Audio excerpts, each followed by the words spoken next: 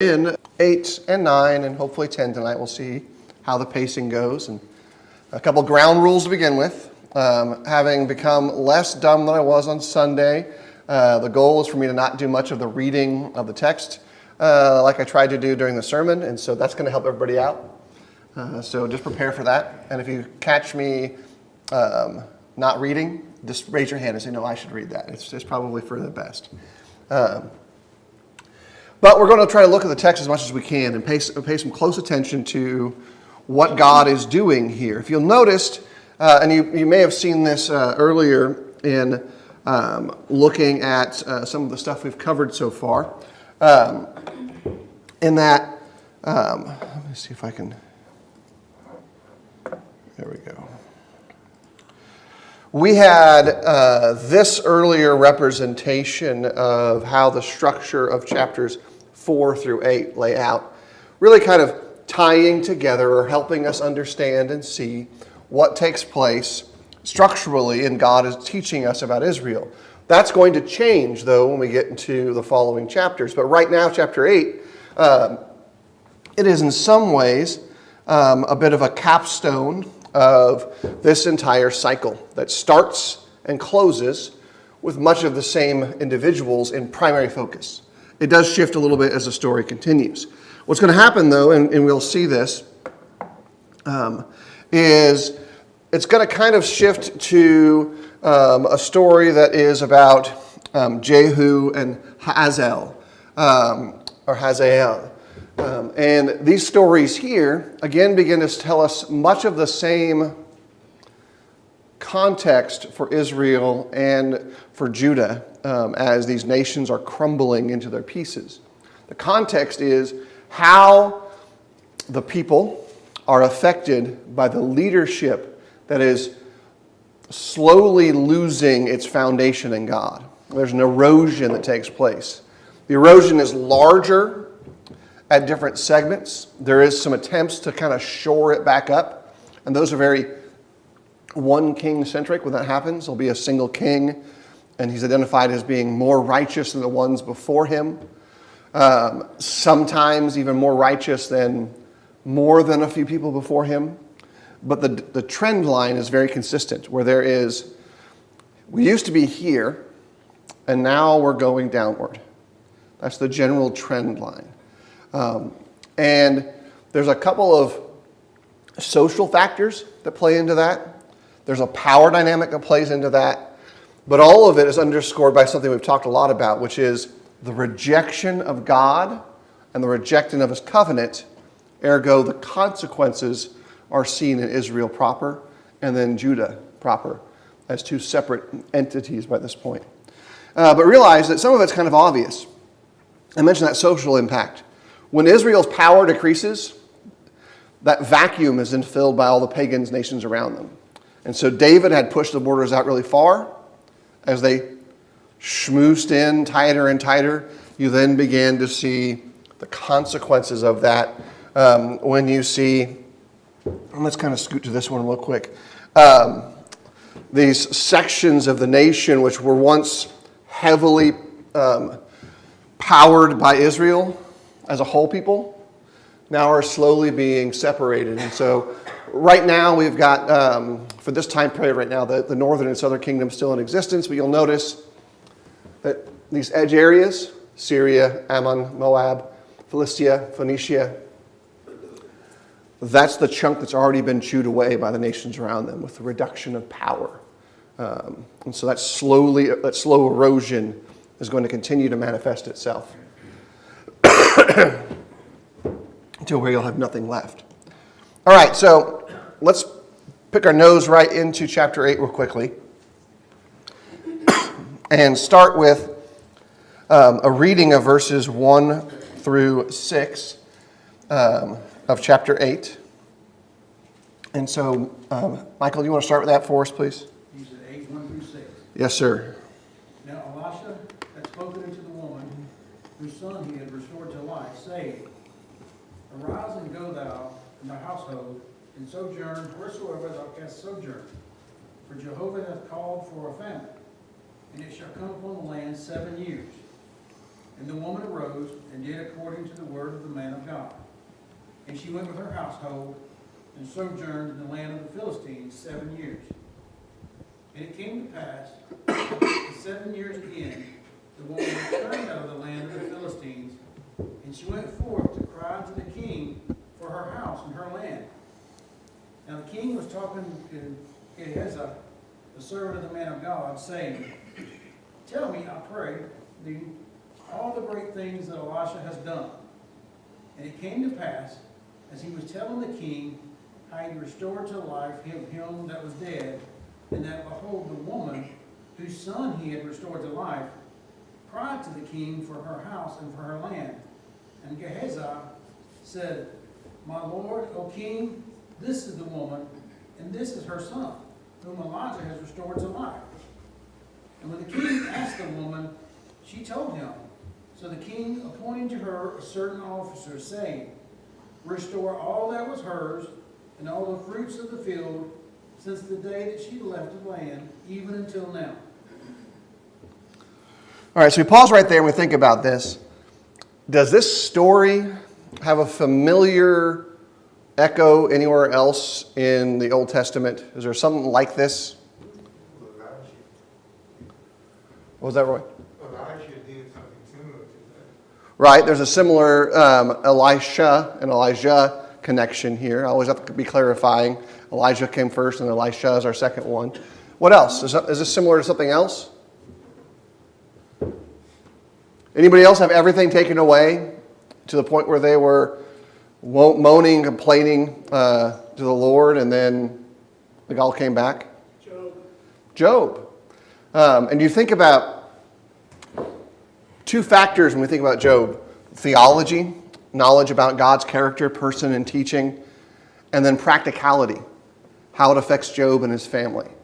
So on the theological knowledge of God and God's ways side of things, when we think about Job, what do we learn in the text of Job? What are some of the big principles we see from Job?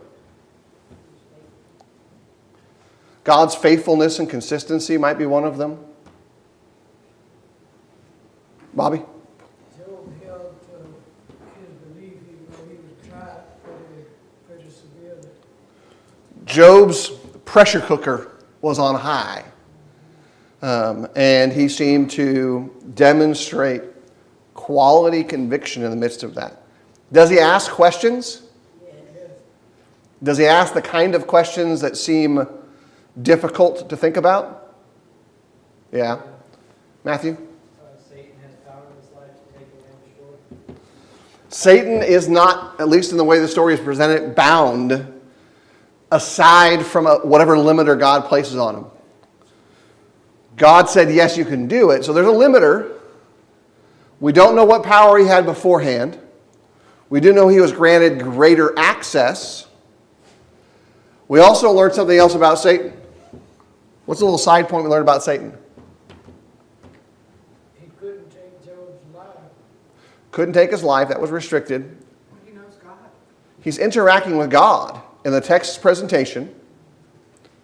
That's a unique kind of thing there, because think about this. Where else does that happen? In the garden. We find it in the garden, where there's an interaction between created things, which is where I would place the serpent, the deceiver, the devil, and the creator.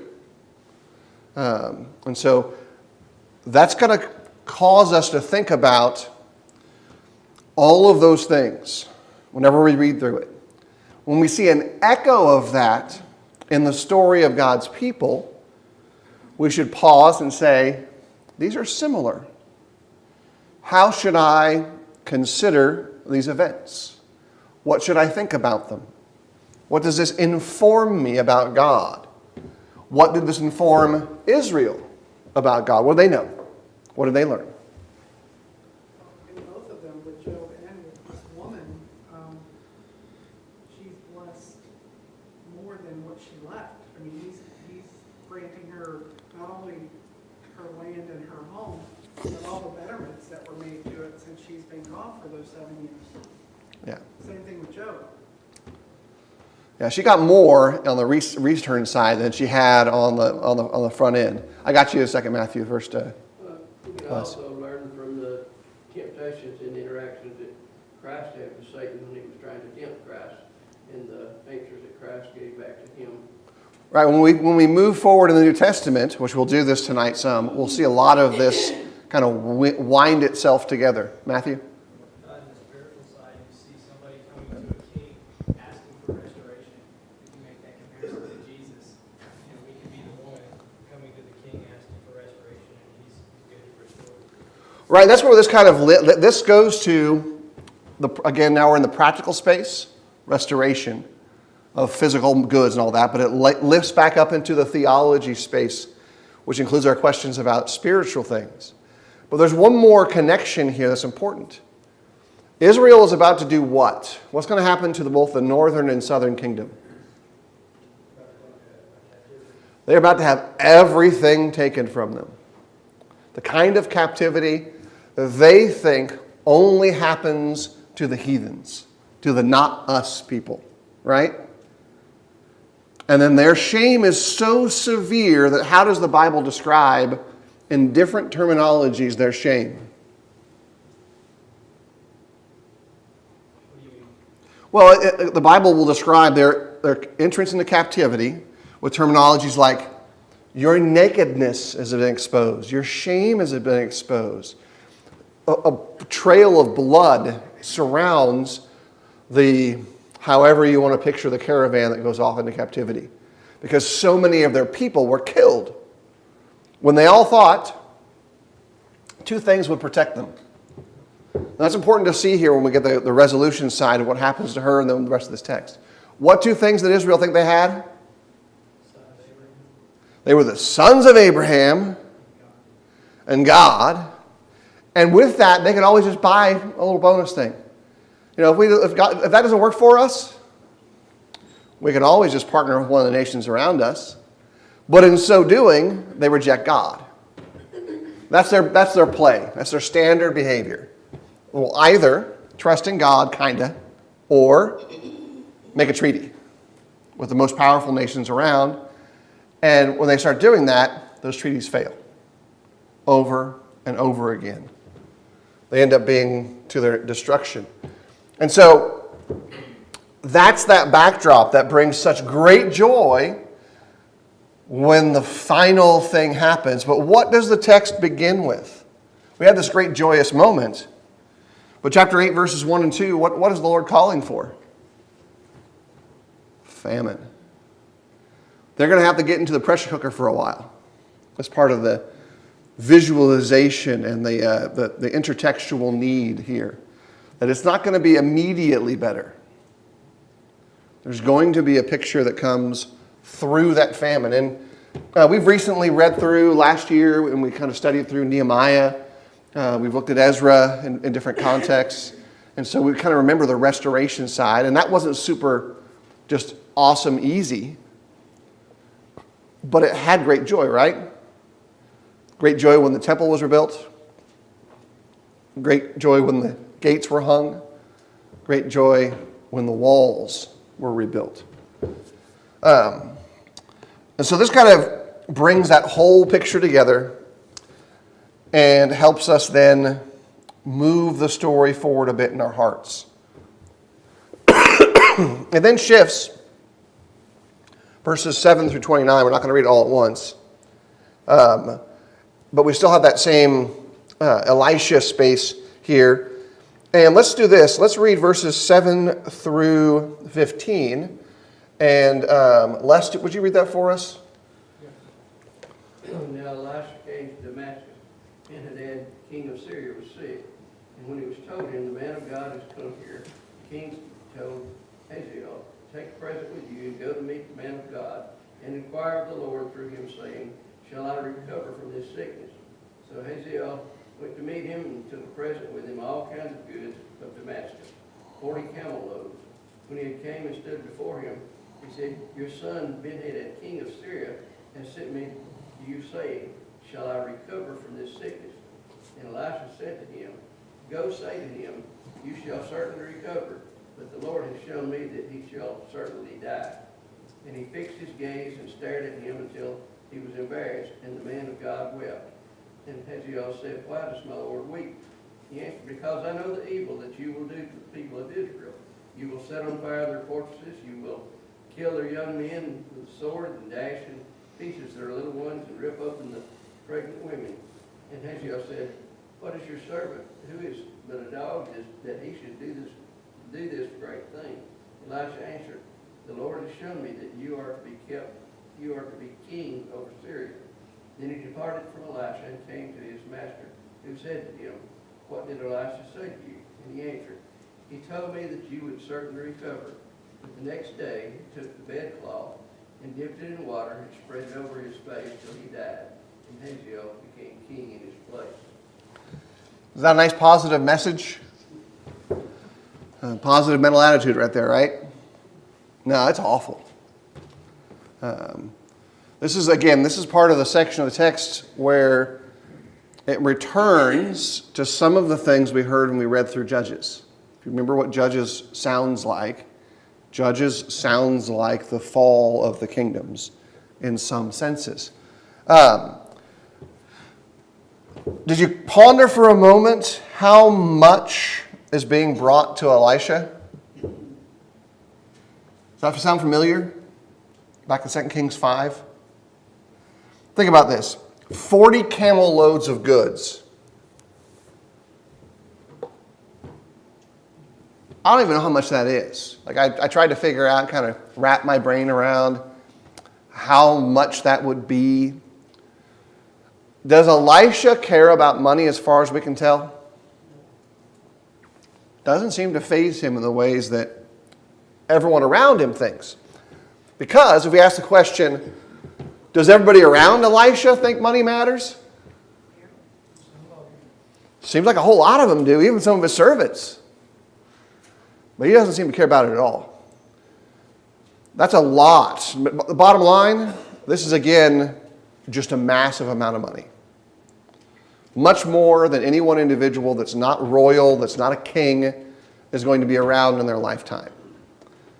Second question, and second interesting aspect, is Elisha goes. Textually, this is Damascus. Elisha is like again, compared to Elijah, Elisha is the Where's Waldo of the prophets. Because he's like never in the same place. And he's like, why is he over here? The text doesn't worry about it the way we do. Like I wonder, why is he over there? The text says he goes over there and interacts. And so there's a Israel-related, a Judah-related, a God-related reason for him to be out. Very similar to when he just shows up in Moab. Hazael is historically likely identified as a son of nobody. That means he has no dynasty. He doesn't come from royalty according to the records outside of the Bible. And his ruling time frame is around 842 to 806. And he has a tremendous amount of power kind of in that middle space of time relative to others. But that has some questions here as we think about the text that goes through here.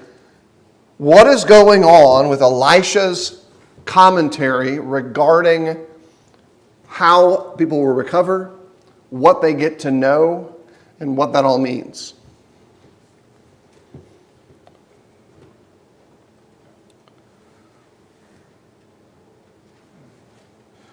Why did he tell him that he'll recover? This is back in verse 10 where it reads, And Elisha said to him, again, it comes off verse 9, Your son Ben-Hadad, king of Syria, has sent me to you, saying, Shall I recover from the sickness? And Elisha said to him, Go say to him, You shall certainly recover. But the Lord has shown me that he shall certainly die. Maybe he just wanted him to die happy. He's something to think about. Is this new for the prophets, by the way? to know what God is doing, but not tell what God is doing? No, it's actually pretty common for the Elisha space, right? Sometimes it's intentional as they're tricking the outsiders. This one, there's no explanation given. It doesn't give us a qualifier there. I think he told him what he wanted to hear. I think there's maybe a little bit of what Les is talking about of, hey, it's going to be okay.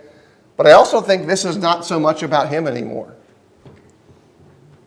It's not about this one king. This is helping us see this other subtle plot taking place. He probably knew God was channeling, I don't know how that works, but,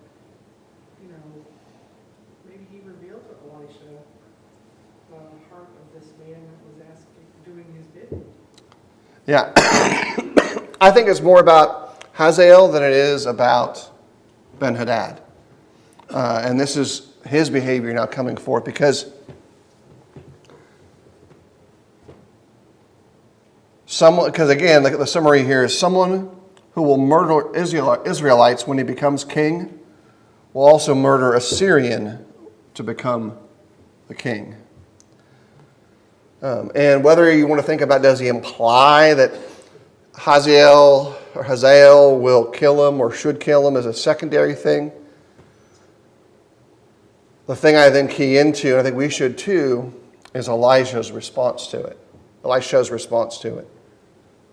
He's not joyed by this. There are times when it seems the prophets are happy to speak for the Lord. This is not one of them. He weeps. Maybe this is a form of justice. I think that's probably a fair thing to think about too. But it does tie into something else. 1 Kings 19. Elisha will be a prophet.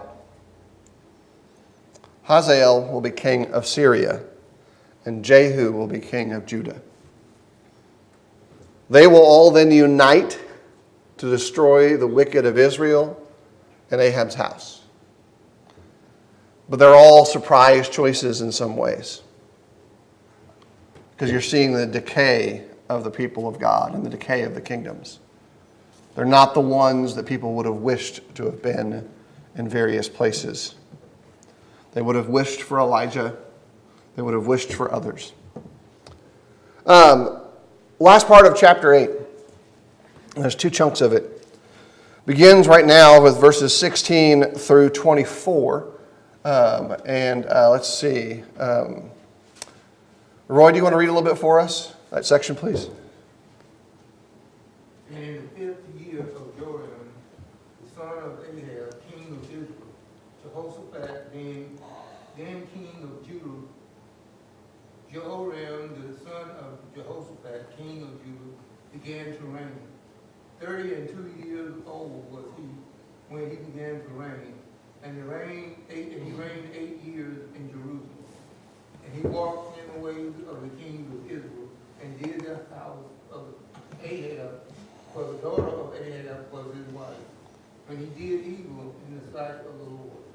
Yet the Lord would not destroy Judah for David his servant's sake, as he promised him to give him always a light and to his children. In his days Edom revolted from under the hand of Judah and made a king over themselves.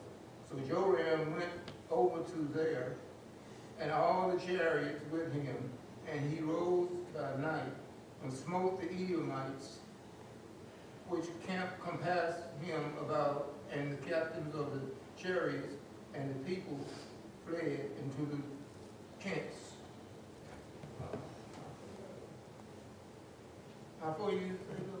To verse 24. Yet Edom revolted from under the hand of Judah unto this day. Then Limnah revolted at the same time. At the rest of the acts of Joram and all that he did, are they not written in the books of the chronicles of the kings of Judah? And Joram slept with his father, and was buried with his father in the city of David. And Azariah, his son, reigned in his stead. Did you notice how the introduction to this section changed in its form? Before, we've had these back and forth. Okay, now Elisha goes here. That's how it begins off. Or there's going to a famine be called. We've returned to the standard king structure. This is their historical model. And you look again, verse 16. In the 5th year of Joram, the son of Ahab, king of Israel, whom Jehoshaphat was king of Judah. So you have this shift, a hard shift in the language. That is in part a key that we've shifted a little bit from prophetic space to political space. And so that's something to pay attention to whenever you see that introductory shift that matches how all the earlier chapters have been in 2 Kings and 1 Kings. When you have that introduction, we're no longer talking about the prophet's work. It's going to be about leadership issues, kingly drama inside the royal house. And some of the things that happen here, as we kind of think through it, we begin to see the real scattered level of leadership in the kingdoms. Because you no longer have this dynastic power of growth. It's a king for a little while, another king for a little while, a king for a year, a king for a couple of years in both of these kingdoms. Even when we were to move forward and think about verses 25 through the end of the chapter with Ahaziah and Joram, they get little blurbs, little small segments. And I brought the map back up here because you're going to see them beginning to have trouble specifically identified with the nations that they bounce up against. If you want to put it in boundary sense and kind of think about how the cycle is played out, when there was Saul and David, what drove their rise to power? God placed them in that position to take dominance over the Philistines and to push the Philistines out. They reached the zenith of the kingdom, let's say, for our purposes right now, in Solomon's reign, right? David bought it with blood. Solomon soaked it with gold. You can think about it that way in your head to kind of remember those two settings. Now, as they're on their decline, we've kind of visualized a little bit of that here, these rough outlines. Well, now you have those nations around that have been pushed out, in essence returning, being empowered again. Israel deals with Ammon, Judah deals with Moab as they want to push back into that space. And it happens in this really broken leadership cycle when you have kings that only last just a few years. And many of them bring a lot of baggage with them. They do just like their ancestors do. You think about Jehoram of Israel, a son of Ahab. He doesn't do anything different than his predecessors had done. Any questions or comments here on chapter 8 as we kind of summarize that last chunk? Thoughts that are of importance to each of you? All right, cool. We got 15 minutes so that we can get into chapter 9 a little bit.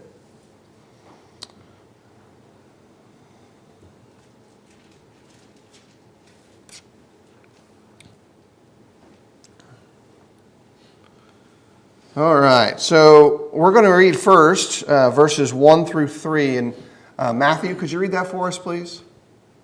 And Elisha, the prophet, called one of the sons of the prophet and said to him, "Get yourself ready and take a flask of oil in your hand and go to Ramoth Gilead. Now when you arrive at the place, look there for Jehu the son of Jehoshaphat and the son of Nimshi, and go in and make him rise up from among his associates, and take him in the inner room. Then take the flask of oil and pour it on his head, and said, Thus says the Lord, I have anointed you king over Israel. Then open the door and flee, and do not delay. Seems pretty simple, right? Very similar to 1 Kings, I think, chapter 13. Don't linger around. Get out of there. Flee. There's all kinds of possibilities as we think about this. But let me ask you a foreshadowing question if you've read ahead. Do you think he's going to follow those instructions? Do you have confidence in his ability to follow? Here's the simple list. Take this flask of oil, go to Ramoth Gilead, find Jehoshaphat, the son of Nimshi, get him in the inner chamber, anoint him with oil, declare, thus says the Lord, I announce you king over Israel, and get out. It's a pretty simple list, right? What are our odds of success? Now, some of you have probably read this again recently, remember all the details. But based on what we've seen, do you think this is going to be a story of him doing exactly what he's told? It's okay to be wrong, too. The answer is, it doesn't seem like it, right? Now let's pause for a second, too, and think about these instructions. What do they kind of infer? Would you want to be anointed king right now? Someone was like, I would never want to be king at any point in time. But right now, it doesn't seem like a great time to be anointed king. If you had just been reading, how many of you at one point or another watched the movie The Princess Bride? It was standard viewing requirement for young Christians in my era. You just had to watch it at least 2 or 3 times. I don't know why that was. It just became the thing that everyone watched. I want you to think about that from the standpoint of how all of this kind of lays out, and then think for a moment what it would be like to be in that story with the way that the Princess Bride story is laid out for you. I don't like these stories. I don't want to be part of them. And then you get sucked into it.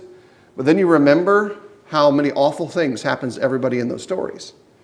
It doesn't resolve itself to the end. By the way, this doesn't have a Princess Bride-like ending if you're hoping that it does. It doesn't. All right, so verses 4 through 10 now. Let's see. Bobby, do you want to read that for us? Thank you, sir. Okay. So the young man, even the young man, the prophet, went to Ramoth Gilead, and when he came, behold, the captains of the host were sitting, and he said, I have an error to thee, O captain. And Jesus said unto Peter, all us. And he said, to thee, O captain. And he arose and went into the house, and he poured the oil on his head, and said unto him, thus saith the Lord God of Israel, I have anointed thee king over the people of the Lord, even over Israel. And thou shalt smite the house of Ahab, thy master, that I may avenge the blood of my servants, the prophets, and the blood of all the servants of the Lord at the hand of Jezebel, for the whole house of Ahab shall perish, and I will cut off from Ahab him that entered against the wall, and him that is shut up and left in Israel. And I will make the house of Ahab like the house of Jeroboam, the son of Nebat, and the house of Baasha, the son of Ahijah. And the dogs shall eat Jezebel and the portion of Jezreel, and there shall be none to bury her. And he opened the door and fled. So there's a lot of similarity right there, but is there something different? He did the things, right? But did he do anything extra? That speech is a lot longer, right? So there's a couple ways we can think about this. Either you can accept my foreshadowing and say he didn't do what God told him to do. That's a fair reading of the text. It's also possible he got extra information. God may have sent him to do this.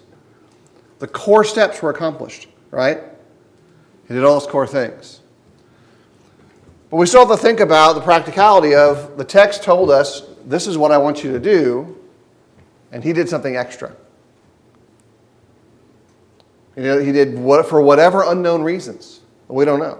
But here's some things we do know. We do know and learn that whatever's in that extra fits the prophecy that was back in 1 Kings chapter 21. And in 1 Kings chapter 22, as this is being declared, is also the time that Ahab dies. Jezebel is still alive at this time frame, so Ahab's lineage still remains. And so we still have to ask the question, is this his own invention? Is he doing it for vengeance? It's possible. So he met the standard, but then he exceeded the standard in some way. And you got to think about all that that may entail. Because we understand that this is a person who's part of the school of the prophets. That's what the term sons of the prophets really implies. It's someone who is part of this. Further, this actually also is the time period when Elisha starts to diminish. From this point forward, Elisha is no longer a primary player in the events of Israel. So there's a lot of transition that takes place there. If you're curious, there's a lot of other anointing events in the Old Testament.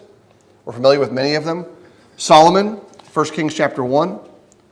This one with Jehu, 2 Kings 9. Joash will appear in 2 Kings 11. And Jehoahaz in 2 Kings 23. That's the 5-minute notice. So we'll have to keep that in mind too. Let's go ahead, though, and add one more section of reading to close us out. And that's verses 11 through 13. Mac, would you read that for us if you could? When Jehu came out to the servants of his master, they said to him, "Is all well? Why did this mad fellow come to you?" And he said to them, "You know the fellow and his talk." And they said, "That is not true. Tell us now." And he said, "Thus and so he spoke to me, saying, Thus says the Lord, I anoint you king over Israel." How far? Just to verse 13. Then in haste every man of them took his garment and put it under him on the bare steps, and they blew the trumpet and proclaimed, Jehu is king. All right, so let's pause for a moment and think about this. What's going on here? What do they perceive the prophet to be? A maniac, what'd you say, Bill? A mad fella. I love that reading of it on a personal level. How are the prophets generally seen? Is that normal for a prophet to be seen that way? They're kind of all over the place, right? Some of them are court prophets who are near equivalent in royal standing. Very John-like. How is John seen by the leadership? Crazy weirdo out in the woods, right? The common people receive him gladly. But to these guys, dude, that mad fella, what did he tell you? How do they respond to his message, though? Yeah, they wanted the message. We're not so sure what they felt about the messenger.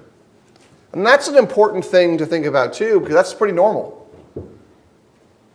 The message is always evaluated differently in the text than the messenger. Sometimes messengers are treated like garbage.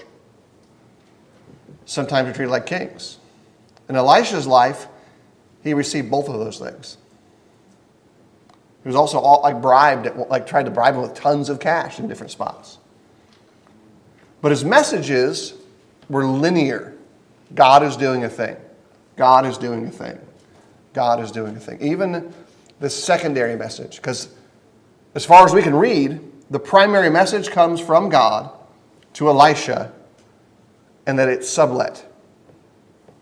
Go do this thing. For reasons not specified in the text. What'd you guys like? Didn't like? Last seconds of questions. We got 3 minutes, and so you guys get to talk. I got to wondering about why Gehazi would be talking to the king and why he was still Elisha's servant after he was told he would have leprosy, unless maybe Elisha prolonged that till after he was out of the picture and then the leprosy came. I know we're not told, it just seems strange that we're used to things going in sequence. Right. That's why I think a lot of the prophetic space things that we saw are not necessarily in specific order. They are in important narrative order, not in this day, this day, this day, this day order. And so there might be some sequencing issues there with that few chapters of 2 Kings. What else of interest? What didn't you like? I'll tell you what I didn't like is the consequence of rebellion for the people of Israel. The people who go into captivity, not all of them are bad. In fact, many of them are righteous people now having to carry the massive weight of others' rebellion. That's the groundwork that we kind of find in those people that are Daniels, are others that would be rising into prominence later, like Nehemiah. They're not the ones who did the awful thing, but they certainly do have to deal with the consequences of someone else's behavior. And I don't like it, like just on a fair level. I appreciate the wisdom behind it at times. I can understand what that does to advance the story of Israel, but it's a painful part of the story. All right, last one. I was just gonna say that God's relationship with man is on a familial level. Yeah. He's our Father, we're His children. And how many times have you punished all your children because you can't figure out who did what? The innocent get punished with the rebellers. I mean, it's just... Yeah, this has been recorded, and so I'm going to answer that hasn't very happened at all. But after the recording is done, then I'll be more clear. No, most certainly in every household there is the uniform discipline code. When you're uncertain who caused it, all suffer. And the intention is that maybe everybody will learn the appropriate lesson. That's it for tonight. We'll continue and step back into the middle of the 9th chapter, hopefully next Wednesday night. Thanks, everybody.